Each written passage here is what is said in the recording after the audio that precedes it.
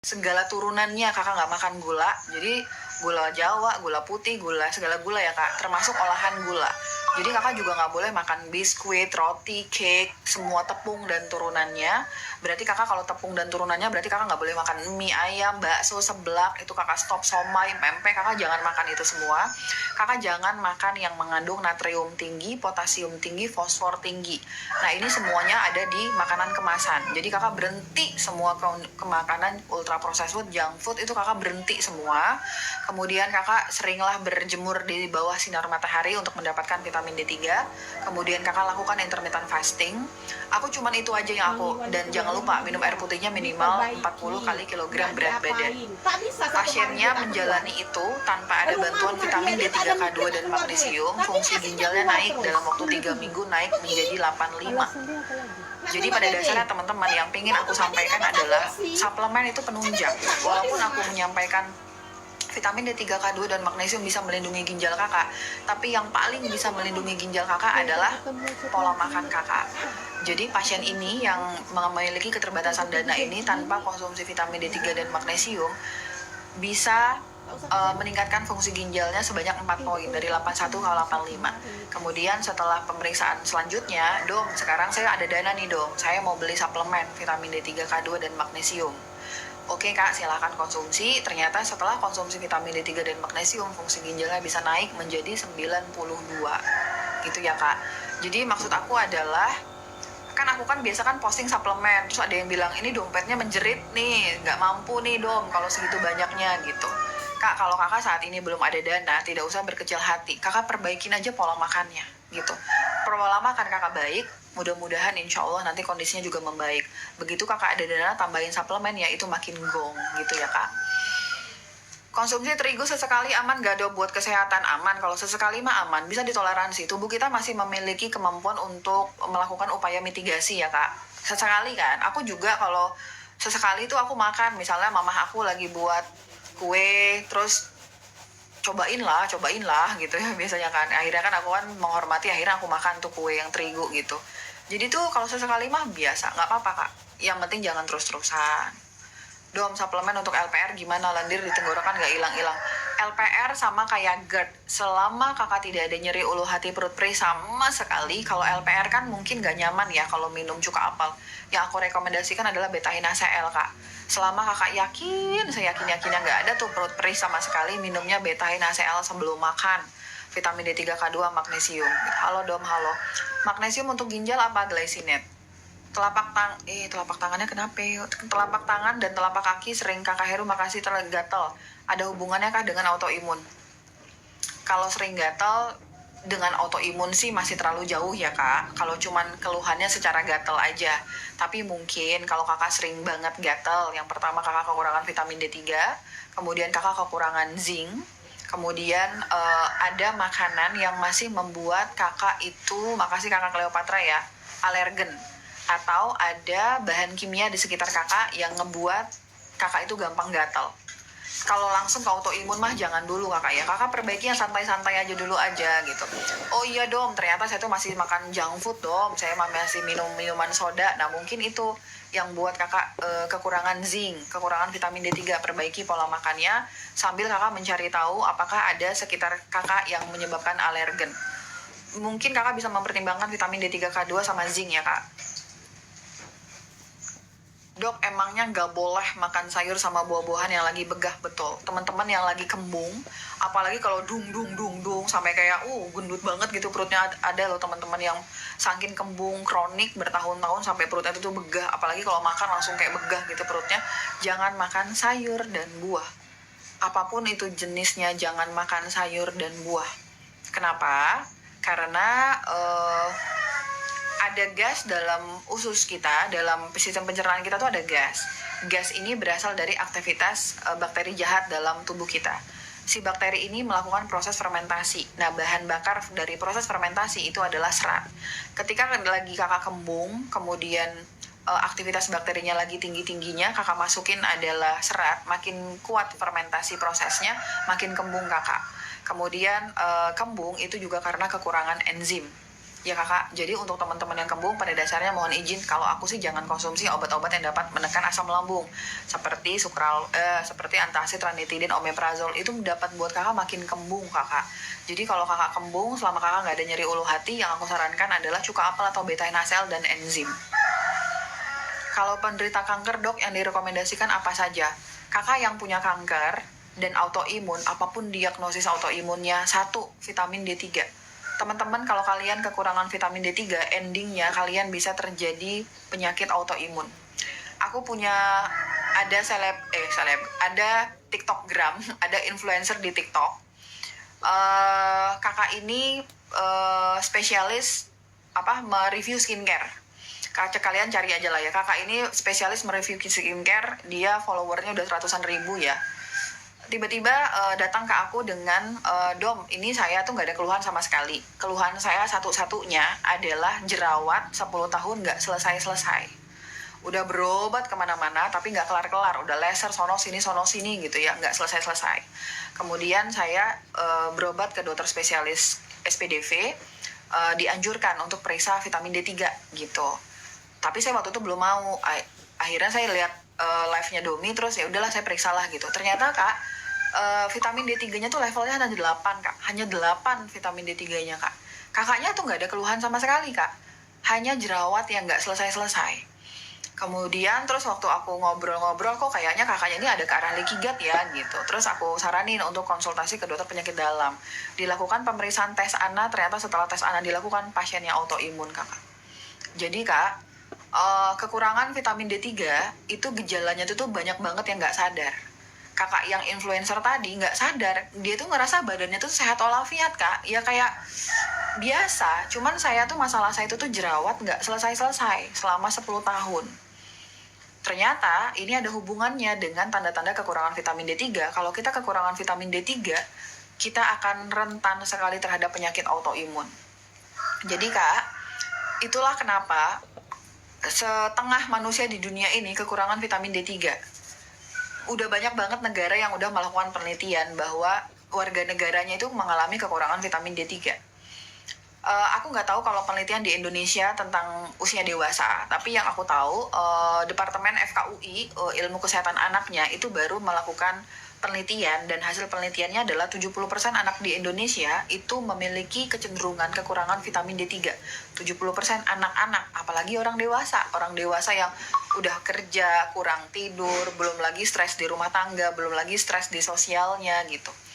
Jadi itu tuh kita, itu banyak banget hal-hal yang dapat membuat kita kekurangan vitamin D3, tapi kita nggak sadar.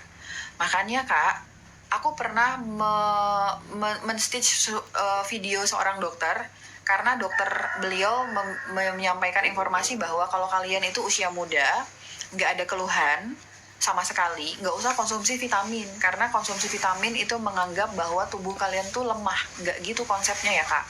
Kakak bayangin, influencer tadi nggak ada keluhan sama sekali, hanya jerawatan 10 tahun nggak selesai-selesai, badannya oke. Tiba-tiba cek vitamin D3 jeder 8, tiba-tiba autoimun.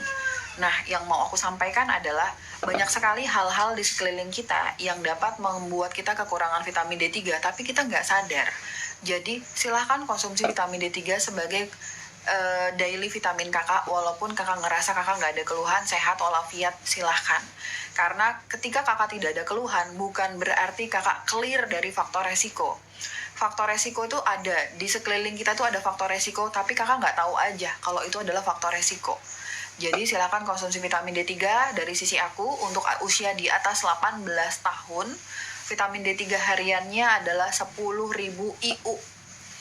Di atas 18 tahun 10.000 IU. Aku paham ini adalah dosis yang menjadi kontroversi karena dokter konvensional rata-rata hanya menyarankan dosis di 800 sampai 5.000 IU saja. Tapi kalau di dalam functional medicine, di atas 18 tahun, sehat walafiat, nggak ada keluhan sama sekali, itu dosisnya 10.000 IU, kakak konsumsi bersama dengan K2 dan magnesium. Tapi kalau kakak ada keluhan, apapun itu keluhannya, entah itu kakak obesitas, ingat ya, obesitas, overweight itu keluhan ya kak. Kakak nggak boleh, jangan obesitas, overweight menganggap itu normalisasi. Nggak apa-apa gemuk, yang penting sehat. Itu nggak pas ya kak.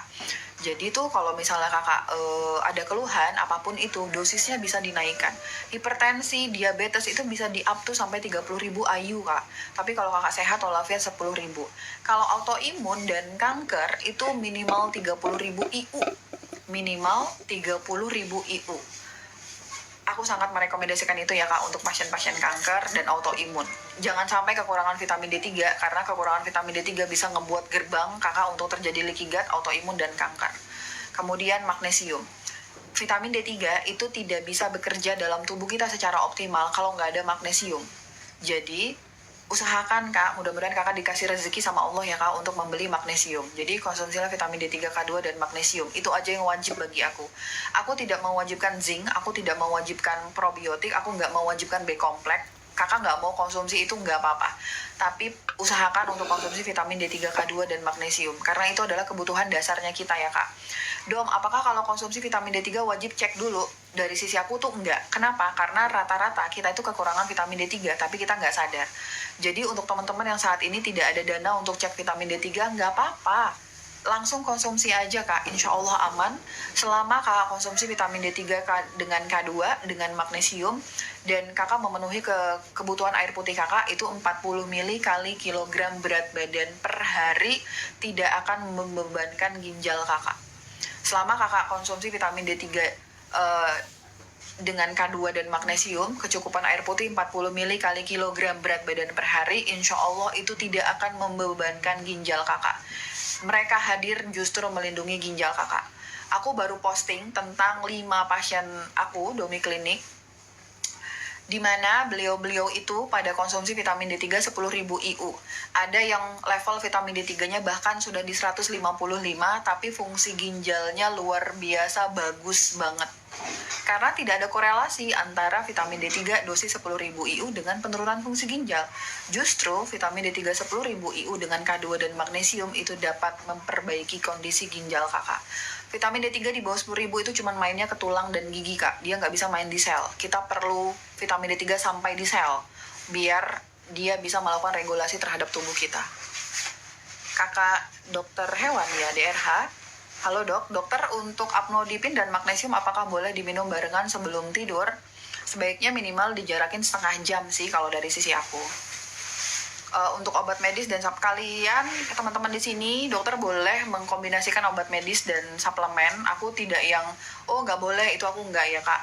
Disesuaikan sama kondisi kakak. Kalau saat ini kakak belum bisa pure pola makannya oke, sehingga masih tergantung sama obat medis, ya silakan dikonsumsi dulu. Tapi sebaiknya untuk obat medis dan suplemen tuh jadi jarakin minimal setengah jam.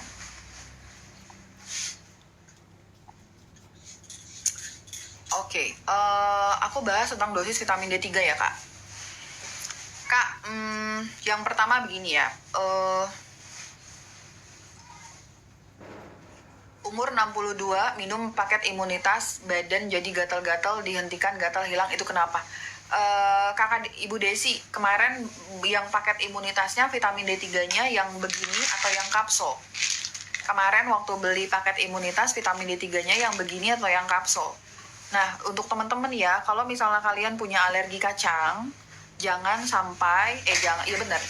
konsumsi vitamin D3 yang bentuknya soft gel. Karena soft gel ini mengandung alergen, yaitu mengandung si kacang. Soft gel, nah Ibu Desi kemungkinan Ibu Desi ada alergi terhadap kacang yang terkandung di dalam soft gel. Karena soft gel ini mengandung trinates. Jadi Ibu Desi punten mohon izin silahkan untuk diganti soft gelnya menjadi yang kapsul. Soft gel itu penyerapannya bagus banget ya kak, lebih bagus daripada yang kapsul. Tapi soft gel ini memiliki alergen, yaitu berupa kacang. Brand apapun itu ya, nggak hanya Naturbell. Mungkin kalau influencer lain belum menjelaskan, tapi kalau misalnya kalian mau memutuskan konsumsi vitamin D3, pastikan dulu. Biasanya nggak dari kacang, betul. Biasanya memang seperti itu ya Ibu Desi ya. Atau tidak sadar aja gitu, atau tidak sadar aja.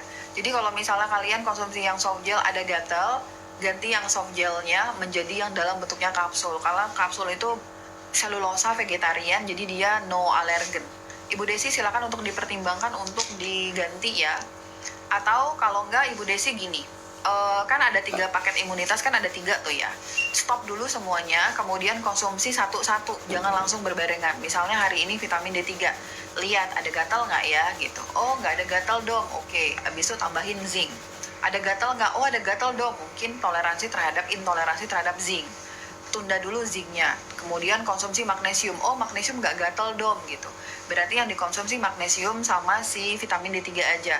Setelah gatalnya hilang, coba lagi konsumsi zinc. Kalau masih gatal, berarti Ibu Desi mengalami intoleransi terhadap zinc. Aku sering bilang ya teman-teman, ada teman-teman yang nggak cocok sama zinc. Ada teman-teman yang nggak cocok sama zinc, tapi zinc itu bagus. Jadi kalau mau coba, silakan. Dia worth it untuk dicoba, tapi dengan pemahaman bahwa mungkin aja kakak nggak cocok gitu. Kalau misalnya Ibu Desi bisa temukan jawabannya, mau menemukan jawabannya dengan cara seperti tadi. Satu-satu konsumsinya, kalau yang gatal, silahkan dieliminasi, akhirnya di stop gitu. Tapi dari sisi aku kemungkinan dari soft gel vitamin D3-nya. Kalau memang karena vitamin D3-nya, misalnya nih hari ini konsumsi vitamin D3 aja kok gatal dong, kemungkinan karena vitamin D3-nya Ibu Desi ganti yang kapsul.